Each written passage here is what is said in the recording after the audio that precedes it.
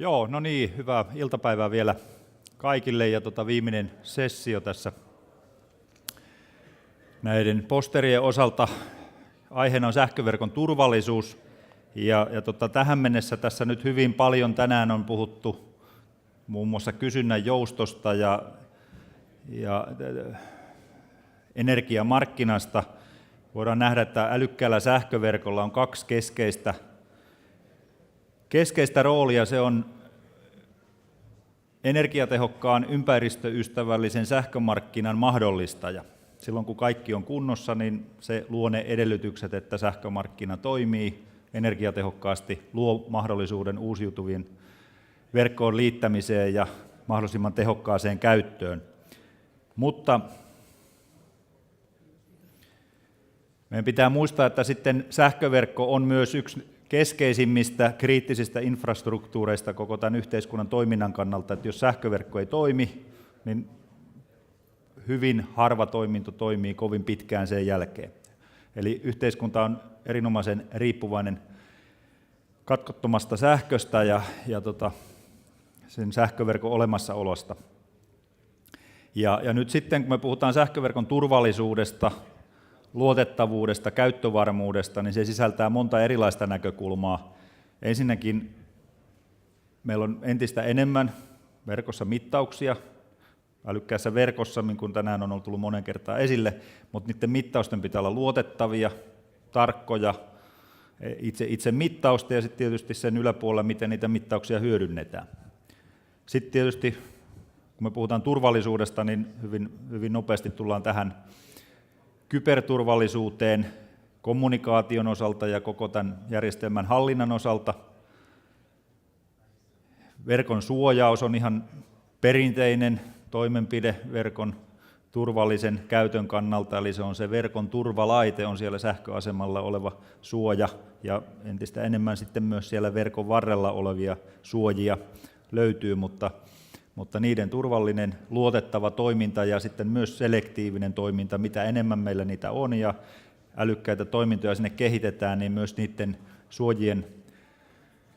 suojien toimintojen välinen koordinaatio nousee entistä keskeisempään rooliin. Sitten kun meillä sitä mittaustietoa on, dataa on, reaaliaikaista mittaustietoa, meillä on erilaista staattista tietoa tietokannoissa, näiden yhdistäminen esimerkiksi sen verkon heikkojen kohtien identifioinniksi, ennakoivana kunnonvalvontana, tiedetään mitä on kehittymässä, mihin pitäisi toimenpiteitä kohdistaa ennen kuin ehtii mitään sattumaa. Tehdään oikea-aikaisesti kunnossapitotoimintoja. No sitten tietysti kun jotain sattuu, niitä vikoja edelleen tulee, niin meillä pitää olla toimintoja, että me hoidetaan ne mahdollisimman nopeasti, mahdollisimman pienin haitoin. Tässä nyt tullaan muun muassa niihin self-healing-toimintoihin, joita tuossa jo aamupäivällä kuultiin. Eli sanotaanko juurikin, tuossa on todettu pienten vikojen, mutta vaikka ei ole pieniä vikoja, mutta yksittäisten vikojen hoitamisessa automaatio on hyvin keskeisessä roolissa, jolloin se vika voidaan hyvin nopeasti rajata mahdollisimman pienelle alueelle ja saadaan sähkö palautettua kaikkialle sinne, minne mahdollista. Mutta sitten turvallisuuteen liittyy myös se näkökulma, että edelleen on iso riski isoista suurhäiriöistä, laajoista alueellisista suurhäiriöistä tai joka päivä eletään yksi päivä lähempänä sitä tilannetta, kun koko voimajärjestelmä saattaa romahtaa. Eli tullaan tilanteeseen, että meillä ei ole sähköä.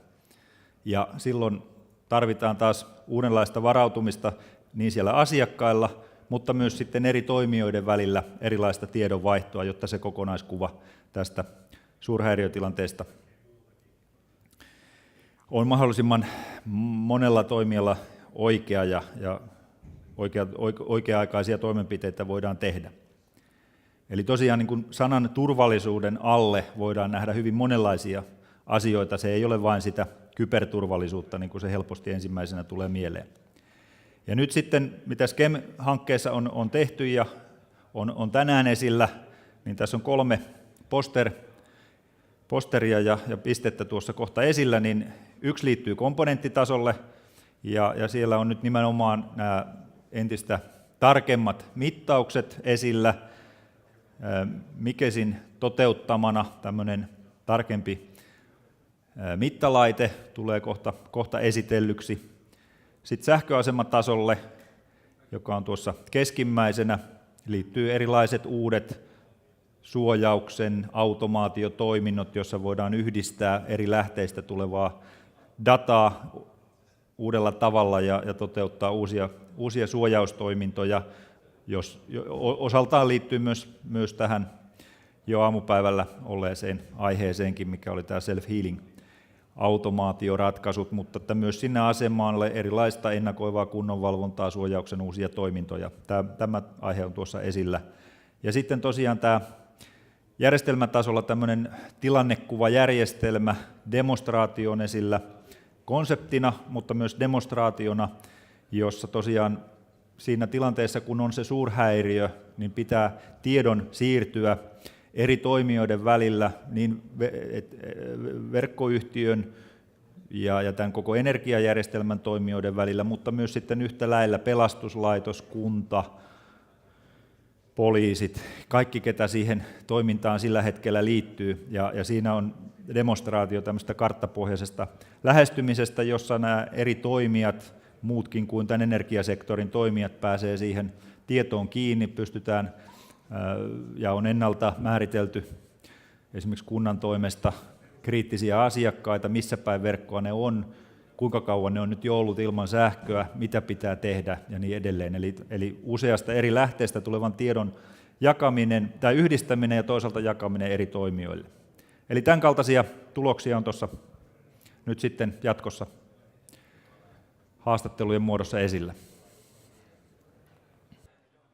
Kiitos Pertti. Ja nyt todellakin olemme täällä viimeisten posterien äärellä ja tässä on tuttu mies Jani Valtari, joka näiden muiden hommiensa ohella sitten pyöräytti väitöskirjankin tästä aiheesta keskitetyistä suojausjärjestelmistä. Eli idea on ilmeisesti se, että näissä suojausreleissä toteutettava automaatio keskitetään yhteen tietokoneeseen sähköasemalle. Mitä iloa siitä on, että se on keskitetty yhteen tietokoneeseen?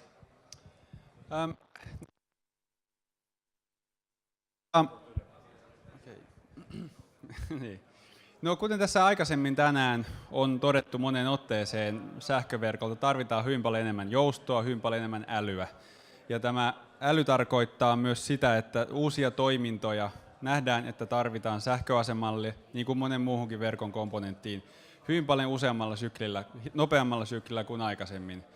Perinteinen sykli suojareleissä on ollut sellainen, että ne kerran asennetaan, ehkä 15 vuoden jälkeen vaihdetaan, käydään kerran pari päivittämässä, mutta nyt nämä uudet älytoiminnot, kysynnän jouston aiheuttamat muutokset, hajautetun tuotannon aiheuttamat muutokset, mutta silti edelleen iso kriittinen tarve pitää sähköverkot koko ajan toiminnassa, niin tämä vaikuttaa siihen, että uusia toimintoja pitää pystyä tuomaan myös sähköasemille huomattavasti nopeammalla syklillä kuin aikaisemmin. Ja silloin tällaisen yhden keskitetyn tietokoneen päivittäminen on huomattavasti halvempaa, tehokkaampaa ja myös varmempaa kuin monen yksittäisen laitteen. Tässä mainittiin nämä sukellusveneiden periskoopit ja kaikki muut turvallisuusuhkat, niin eikö tämä keskittäminen ole sitten, jos sisäinen turvallisuus on kunnossa, niin ulkoisen turvallisuuden uhka? No kyllä joo, turvallisuus totta kai pitää näissä asioissa ottaa selkeästi huomioon, ja tämä konsepti, mitä tässä on tutkittu, yksi tutkimuskysymys oli juuri sellainen, että mitä toimintoja kannattaa keskittää ja mitä ei.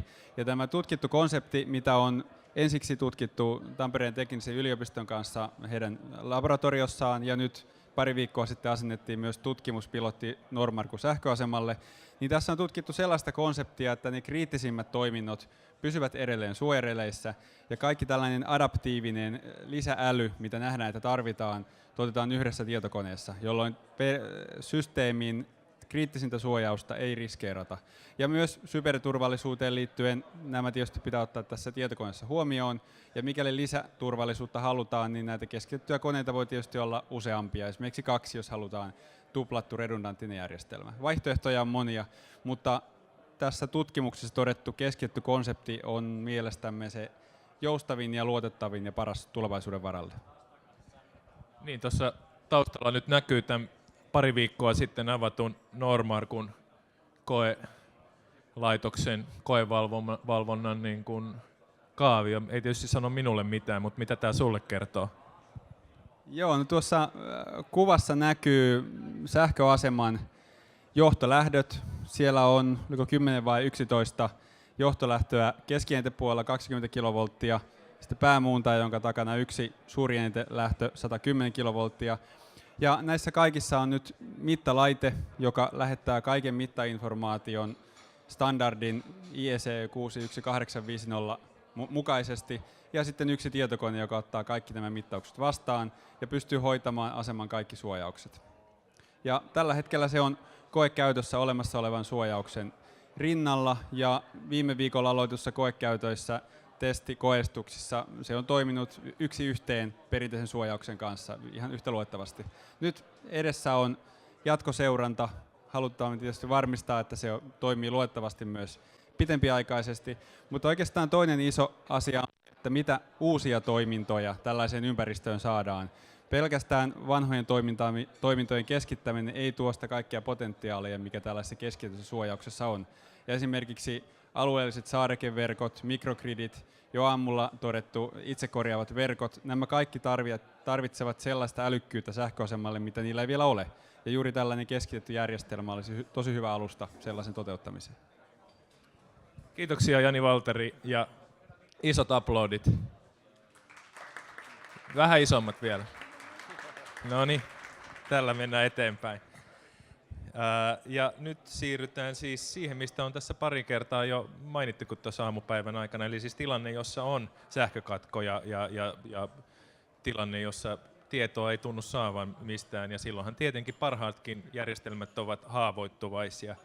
Mistä tämä teidän hankkeenne tilannekuva ja tiedonvaihto suurhäiriötilanteesta, mihin se perustuu? Joo, eli meillä on huomattu nyt, että eri toimijat, mitä sähkökatkoissa toimii, niin heidän tiedon välitys keskenään ei oikein toimi.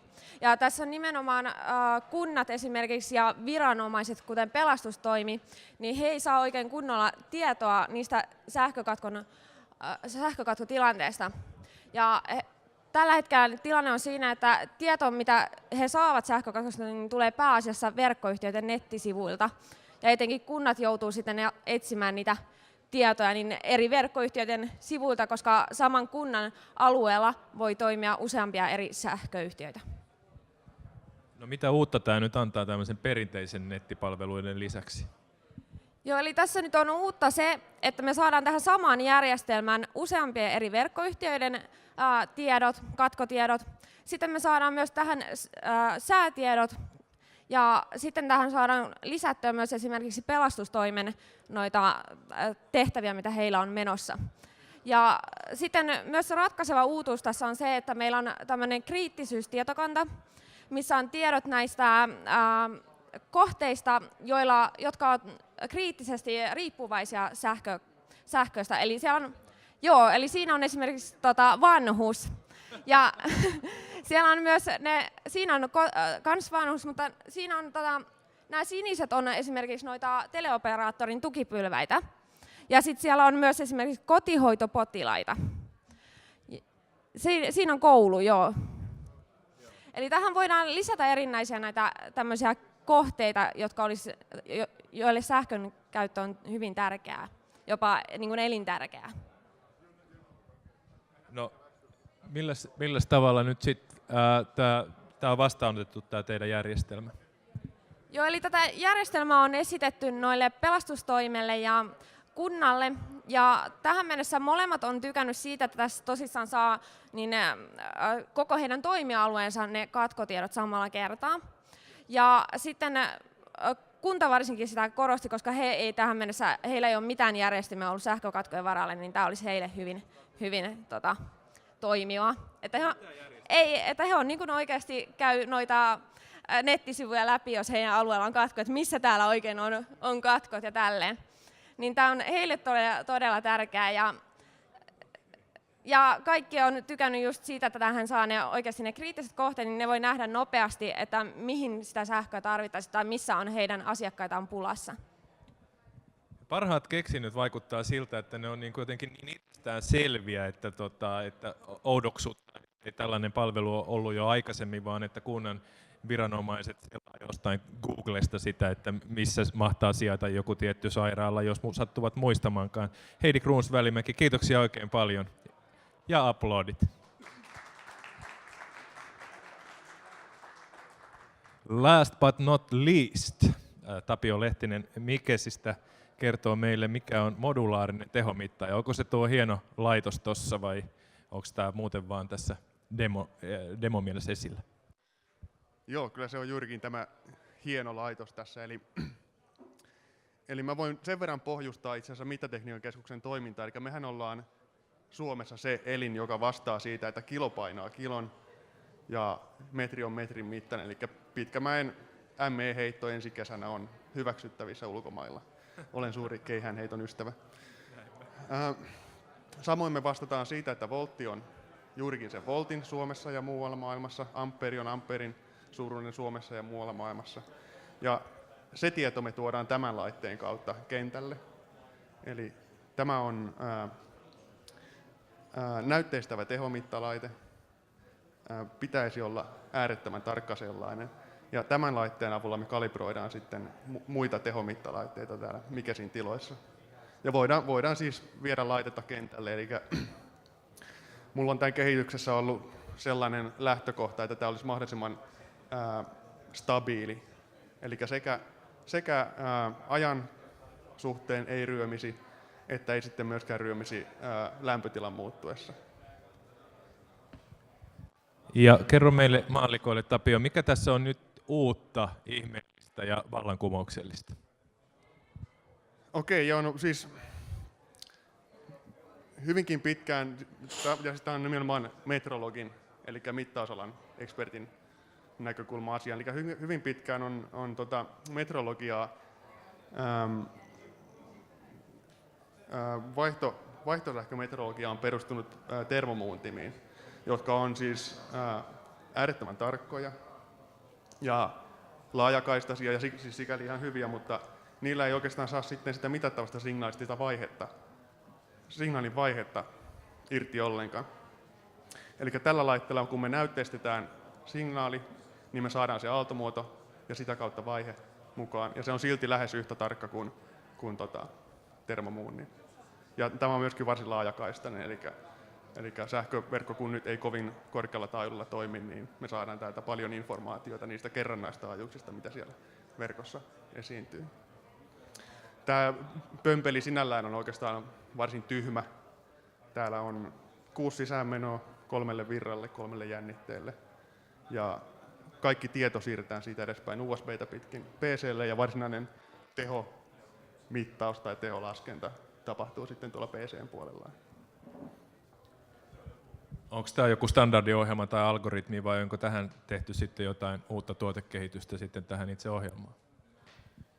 Joo, no tämä ohjelma on koko meidän käsialaa.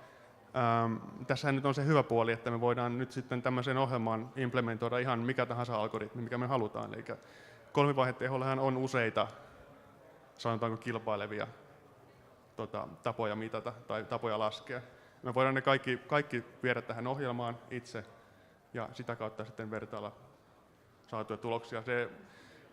Yleisessä tapauksessa se ei aina, kaikki tehostandardit eivät välttämättä kerro samaa lukemaa, mikä on tietenkin metrologin kannalta lähes painajaismaista. Kiitoksia oikein paljon, Tapio Lehtonen.